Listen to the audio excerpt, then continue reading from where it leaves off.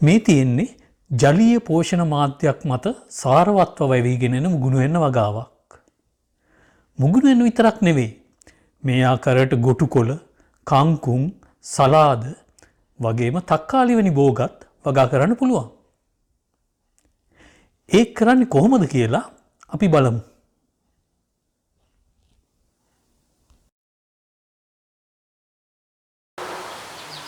පැල වවන්න පස් ඕනිම නැහැ. පස් වලින් පැලයකට ප්‍රධාන උපකාරක තුනක් ලැබෙනවා. එකක් තමයි පෝෂණය, අනිත් එක ජලය, අනිත් එක පැලයට රඳා සිටීමට උපස්තරයක් විදියට ක්‍රියා කිරීම. එතකොට දැන් ජලීය මාධ්‍යක අපි වගා කරනකොට ජලය සහ පෝෂණය එතනින් ලැබෙනවා. ඊට අමතරව එතකොට අපිට ඕන වෙන්නේ යම්කිසි අක්‍රීය උපස්තරයක් පමණයි. මේ ක්‍රමයට ඔබට ගෙදර කෑමට එහෙමත් නැත්නම් වාණිජ්‍ය වගාවක් විදියට මේ වගාව කරන්න පුළුවන්. ආලෝකය ප්‍රමාණවත් තරම් ආලෝකය ලැබෙනවා නම් ගේ ඇතුලේ වුණත් එහෙමත් නැත්නම් බැල්කනියක වගේ බොහොම පහසුවෙන් කරන්න පුළුවන්. අවශ්‍ය ද්‍රව්‍ය විදියට ප්ලාස්ටික් පෙට්ටි සාමාන්‍ය අඟල් 6ක් 10ක් විතර ගැඹුර තියෙන්න ඕන. ඊට පස්සේ තුනී ලෑල්ලක් හෝ වෙනත් බෝඩ් එකක්, දැල් බඳුන්, ඒ වගේම දැල් බඳුන් වලට පුරවන්න යම්කිසි උපස්තරයක්, ඊට පස්සේ ප්ලාස්ටික් එල්බෝ එකක් හා විනිවිද පේන ටියුබ් එකක් අඟල් කාලක වගේ, ග්ලූ ටිකක්,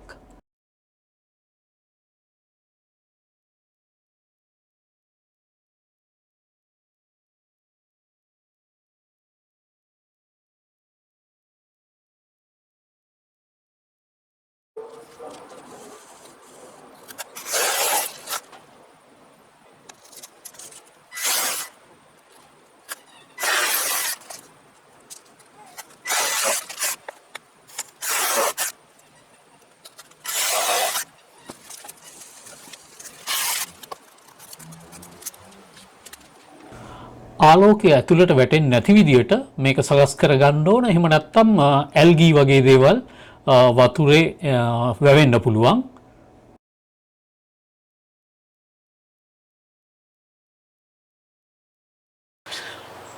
බඳුන් විදියට මේ වගේ දැල් බඳුන් පාවිච්චි කරන්න පුළුවන් නම් හොඳයි. නමුත් මේ වගේ දැල් බඳුන් හොයාගන්න අමාරු නම් ඒ වෙනුවට ඔයාලට විවිධාකාරයේ ඉවත දමන ප්ලාස්ටික් කප්ස් මේ වගේ කෝප්ප පාවිච්චි කරන්න පුළුවන්. මේ වගේ කුඩා කෝප්ප, එහෙම නැත්නම් යෝගට් කප්, මේ වගේ විශාල ප්‍රමාණයේ යෝගට් කප්ස් විශාල පැලවලට. එතකොට මේ වගේ කප්ස් පාවිච්චි කරනවා මේකේ අපිට සිදුරු සදා ගන්න ඕන. ඒ සඳහා ඔයාලට පාවිච්චි කරන්න පුළුවන් මේ වගේ බවුත් එකක්. ඊයම් වැඩ සඳහා යොදා ගන්න ඉලෙක්ට්‍රික් බවුත්යක්. මේකෙන් මේ විදියට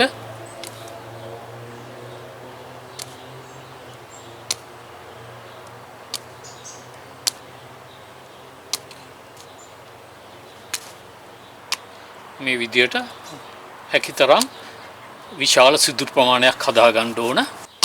මේ වගේ බෞද්ධයක් නැත්තම් ඇණයක් රත් කරලා ඒක උනත් පාවිච්චි කරන්න පුළුවන්.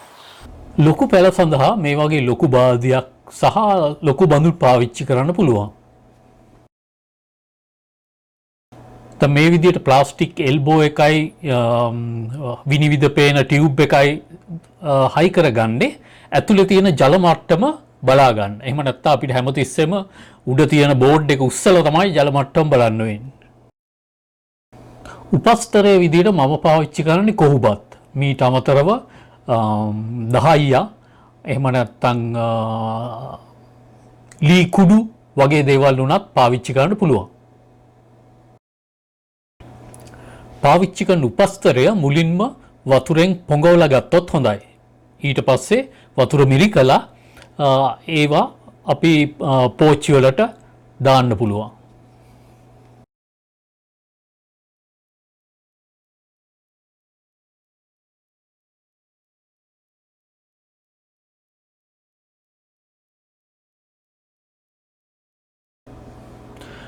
මුලින්ම ප්ලාස්ටික් පෙට්ටියට වතුර පුරවන්න. වතුර පුරවලා හැම දැල් බඳුනකම අඟල් කාලක් විතර අඩියේ ඉඳලා අඟල් කාලක් විතර වැහෙන විදියට වතුර මට්ටම තියාගන්න.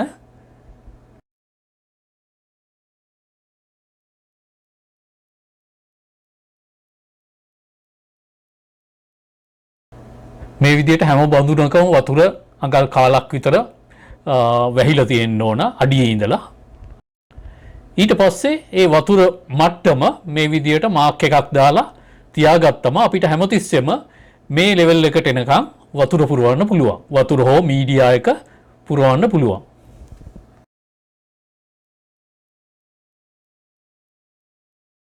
ඊට පස්සේ අපි උපස්තරය මේ විදියට හැම දැල් බඳුනකටම වගේ දාලා අපිට එක්ක බීජ හිටවන්න පුළුවන්.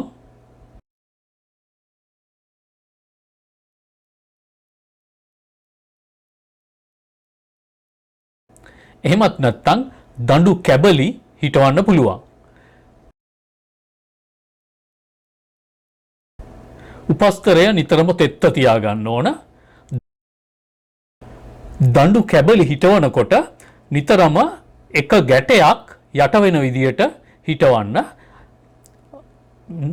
මුල් එන්නේ එම ගැටවලින් පමණයි. ගැටයක් යට වුණේ නැත්නම් ඒ දඬු කැබල්ල මුල් අදින්නේ නැහැ. මුල් ලැද්දට පස්සේ වතුර අයින් කළා ඒ විනුවට මේ විදියට සකස් කරගත් පෝෂණ මාධ්‍යයෙන් පෙට්ටිය නැත්නම් බාල්දිය පුරව ගන්න. පෝෂණ මාධ්‍ය විදියට සාමාන්‍ය දියර පොහොර එහෙම නැත්නම් විශේෂිත මාධ්‍යයක් ඒ කියන්නේ ඇල්බර්ට් සොලියුෂන් වගේ එකක් එහෙමත් නැත්නම් ගෙදර තනාගත් පෝෂණ මාධ්‍යයක් පාවිච්චි කරන්න පුළුවන්. ඒ පෝෂණ මාධ්‍ය අනිවාර්යයෙන්ම NPK කියන ඒ කියන්නේ නයිට්‍රජන්, ෆොස්ෆරස් සහ පොටෑෂ් කියන මූලද්‍රව්‍ය අඩංගු වෙන්න ඕන. ඊට අමතරව ශුද්ධ මූලද්‍රව්‍ය අඩංගු විය යුතුයි.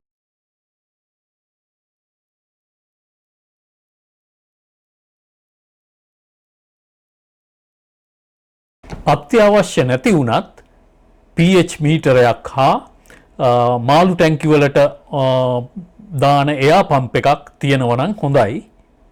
නමුත් මේක අත්‍යවශ්‍යම නැහැ. සති 3-4කට වරක් පෝෂණ මාධ්‍ය මාරු කරන්න පුළුවන් නම් හොඳයි.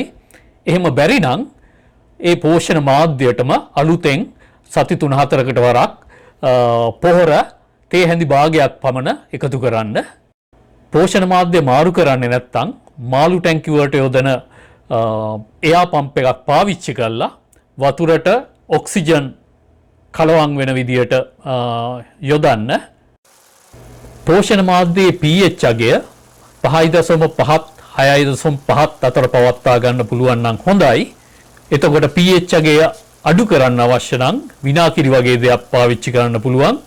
pH අගය වැඩි කරන්න හුණු එහෙම නැත්නම් බේකින් සෝඩා වගේ දෙයක් පාවිච්චි කරන්න පුළුවන්. මේ දෙකම අත්‍යවශ්‍යම නැහැ.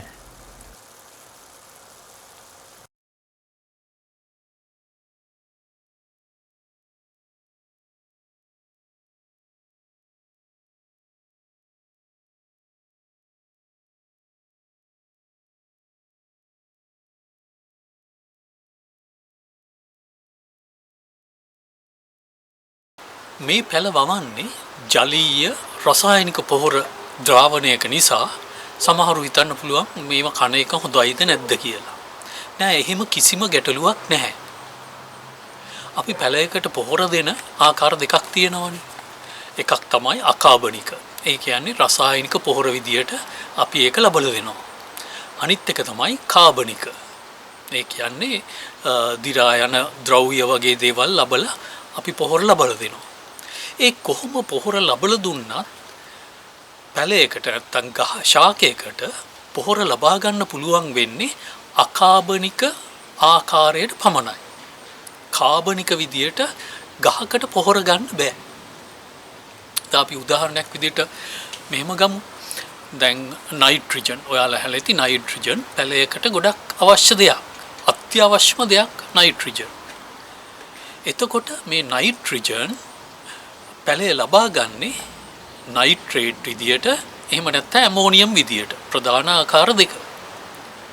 එතකොට දැන් අපි රසායනික පොහොරවල විදියට දෙනකොට ඇමෝනියම් නයිට්‍රේට් එහෙම නැත්නම් යූරියා විදියට මේ නයිට්‍රජන් අපි දෙනවා. එතකොට පැලේට පහසුවෙන්ම නයිට්‍රේට් විදියට හෝ ඇමෝනියම් විදියට නැත්නම් යූරියා විදියට ඒක අවශෝෂණය කරගන්න පුළුවන්, උරා ගන්න පුළුවන්. එතකොට අපි කාබනික පොහොර පාවිච්චි කරනකොට මුලින්ම පසේ සිටින ශූද්‍ර ජීවීන්, ඒ කියන්නේ දීර බැක්ටීරියා වගේ දේවල් මේ කාබනික ද්‍රව්‍ය දි รา පත් කරන්න ඕන. ඊට පස්සේ ඒ අය ඒකේ තියෙන නයිට්‍රජන් නයිට්‍රේට් බවට පත් කරන්න ඕන. ඊට පස්සේ තමයි පැලේට මේ නයිට්‍රේට් නැත්නම් ඇමෝනියම් විදියට මේ ද්‍රව්‍ය ලබා ගන්න පුළුවන් වෙන්නේ. ඒ කියන්නේ අපි කාබනික විදියට දුන්නත් අකාබනික විදියට දුන්නත් පැලය ලබා ගන්න අනිවාර්යයෙන්ම නයිට්‍රේට් නැත්නම් ඇමෝනියම් කියන අණු විදියටමයි. එතකොට පස් නැතුව මේ විදියට වගා කරන එකේ තියෙන වාසි මොනවාද? මොනවා හරි වාසි තියනවාද? ඔව්, වාසි ගණනාවක්ම තියෙනවා. අවශ්‍ය ජල ප්‍රමාණය ගොඩක් අඩුයි. සාමාන්‍යයෙන් භූමියක වගා කරන ජල ප්‍රමාණයට වඩා 75ක් විතර අඩු ජල ප්‍රමාණයක් තමයි අපිට මේ විදියට වගා කරනකොට අවශ්‍ය වෙන්නේ. හේතුව තමයි භූමියක වවනකොට අපි දාන ජලයෙන් වැඩි ප්‍රමාණයක් ගලාගෙන යනවා. එහෙම නැත්නම් වාෂ්ප වෙලා යනවා. එහෙමත් නැත්නම් පස තුල කිලා බහිනවා. දැන් මේ විදියට දාන ජලය අපත යන්නේ නැහැ. ඒක නිසා නිතරම වතුර දමන්න ඕනත් නැහැ. ඒ වගේම තමයි දමන පොහොර. දැන් පසට පොහොර දාපුවම ඒ පොහොර වලින් සෑහෙන ප්‍රමාණයක් අර වතුරත් එක්ක අපත යනවා. නමුත් මෙහිදී අපි දාන පොහොර උපරිම වශයෙන් පැලය ප්‍රයෝජනට ගන්නවා. ඒකෙන් පොහොර නාස්තියත් අඩු වෙනවා. ඊළඟට පොහොර ජලයේ තිය වෙලා තියෙන නිසා පහසුවෙන් ශාකවලට උරා ගන්න පුළුවන්. ඒක නිසා ශාක වර්ධනය වේගවත්. ඒක නිසා අපිට අස්වැන්න බොහොම කෙටි කලකින් ලබා ගන්නත් පුළුවන්. අනික තමයි පසක අහිතකර විෂ ද්‍රව්‍ය තියෙන්න පුළුවන්. ඒ කියන්නේ බැරලෝහ වගේ දේවල් අපි දන්නේ නැහැ. සමහර විට කාබනික ද්‍රව්‍යات එක්කත් මේ වගේ විෂ ද්‍රව්‍ය ඉන්න පුළුවන්. ඒව පැලවලට උරා ගන්න පුළුවන්. නමුත් අපිට පේන්නේ නැහැ, අපි දන්නේ නැහැ.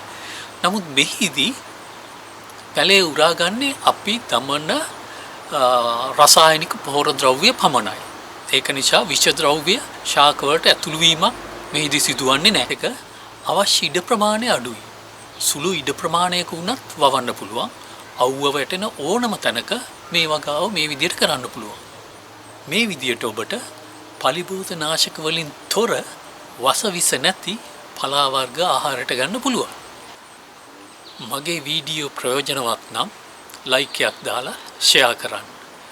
වරින් වර මම මේ වගේ විවිධ තොරතුරු අරගෙන පොඩි වීඩියෝස් කරලා ඉදිරිපත් කරනවා. ඉතින් කැමති නම් subscribe කරන්න. එතකොට ඒ වීඩියෝස් ඔයාලට බලා ගන්න පුළුවන්. බොහොම ස්තුතියි.